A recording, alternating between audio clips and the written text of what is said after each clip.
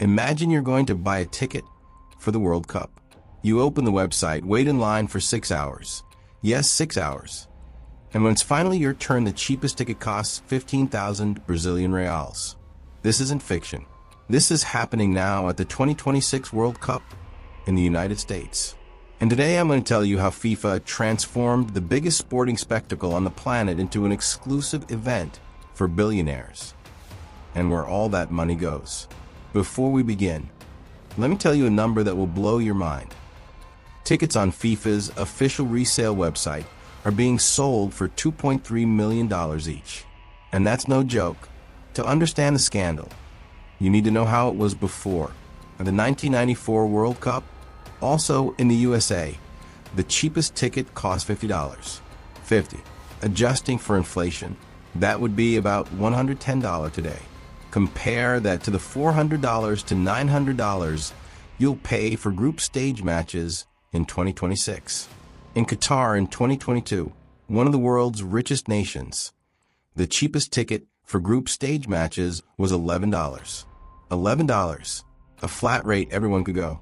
In 2026, that same lowest tier ticket starts at $60, more than 5 times more expensive. There's a man who played in 9 World Cups. November. He became so famous appearing on camera that he earned the nickname, that guy from the Cup. He even retired early to be able to go to Qatar. And do you know what he says about this year's prices? That it's completely different from anything he's ever experienced. So, why are the prices like this? 2 words, dynamic pricing. It's basically the same technology Uber uses to charge more in the rain or at a Taylor Swift concert. The more people want to buy, the more expensive it gets in real time. FIFA calls it variable pricing. But it's the same thing. It's the first time in history that the World Cup has used this system. And it wasn't by chance that they chose the USA to debut this strategy. Think about it. You want to go see Brazil versus Argentina. You can't buy the ticket now because you don't yet know if both teams will qualify. You can't book a hotel because you don't know the date.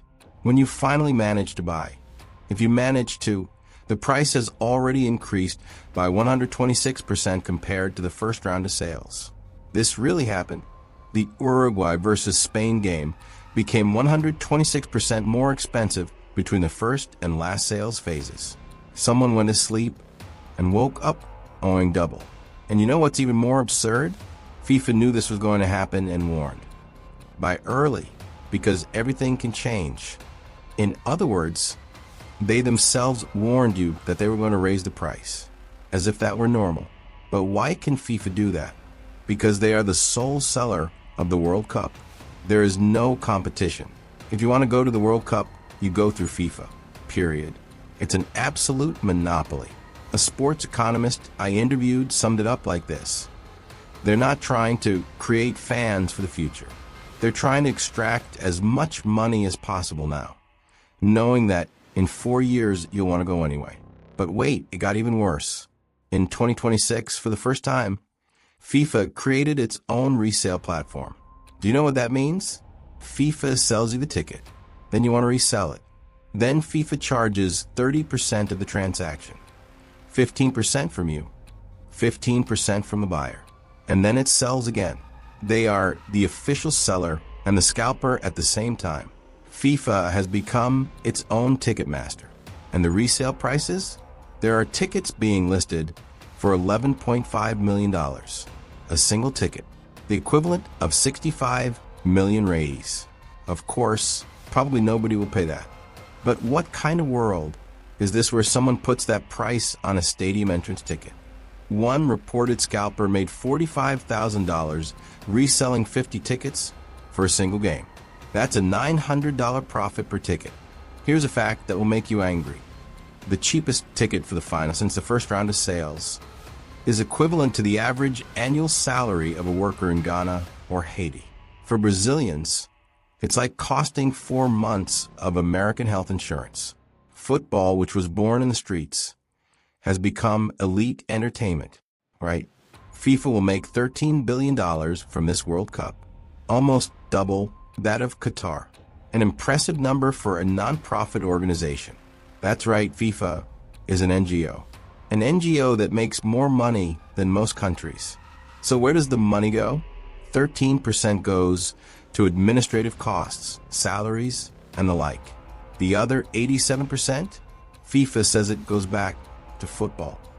And technically it does, but the way it goes back is much more interesting and worrying. $2.7 billion are the so-called development funds. This money is distributed to the 211 member federations worldwide. From Germany to Afghanistan, everyone gets a slice. And here's the problem. In 2026, a former federation president in the Republic of Congo was sentenced to life imprisonment in absentia for embezzling $1.1 million in FIFA funds.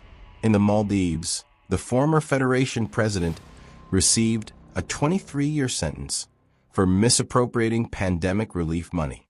In Venezuela, an official was banned for financial irregularities.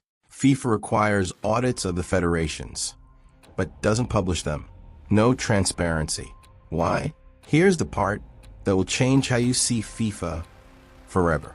The current president, Gianni Infantino, won the election 10 years ago, promising to pay an extra $5 million to each federation. When he was re-elected, he increased it to $6 million. Second re-election, $8 million. Now he's running for another re-election and promising to increase it again. Since 211 federations vote, and most are small and dependent on this money. You understand how the political game works, right? It's not charity. It's vote buying. But not everyone is standing idly by. In May 2025, the Attorneys General of New York and New Jersey opened an investigation against FIFA, accusing the organization of manipulating fans into paying exorbitant prices. They asked for three things: an end to dynamic pricing, a price cap on resale, and 15% of tickets reserved for local residents at a discount.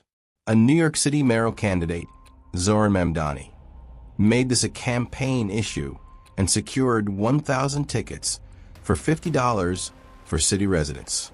1,000 tickets in a city of 8 million people. It's a symbolic gesture, but it's a start. The most promising story comes from Canada. In Ontario, a bill was passed in April 2026 prohibiting the resale of tickets above the original price. And FIFA immediately began removing resold Toronto tickets from the market to comply with the law. When the law changes, behavior changes. It's proof that pressure works. In Europe, it's even more restrictive. Reselling tickets for profit is illegal in several countries. The United Kingdom is discussing criminalizing practice for Euro 2028. But in the US, completely legal. And FIFA knew this when it chose the country to debut dynamic pricing. It wasn't a coincidence. So what's the future? There's good news. Historically, when the World Cup returns to Europe, prices drop. In 1994 in the US, prices skyrocketed. In 1998, in France, they returned to normal. In 2030, the World Cup will go to Spain, Portugal, and Morocco. The price frenzy might be temporary. Maximum exploitation of the American market while it lasts. But there's an important warning for 2028. The Los Angeles Olympics are already following the same path. The cheapest tickets at $28 sold out in minutes, and the service fee is 24% versus 1.5% in Paris 2024. The model is being exported. In the end, football was born with a ball and an empty field. Any child can play, but watching the world's biggest tournament has become a privilege for those who have a year's salary to spend on a single ticket. And this is one of the most visible symptoms of an accessibility crisis that is robbing people of life's little joys. The question remains, how long are we going to accept this? If this video opened your eyes, share it with that friend who still thinks they can get a cheap ticket. Subscribe to the channel because we continue to investigate these schemes that are blatantly hidden. And comment here. How much would you pay to see Brazil in the World Cup?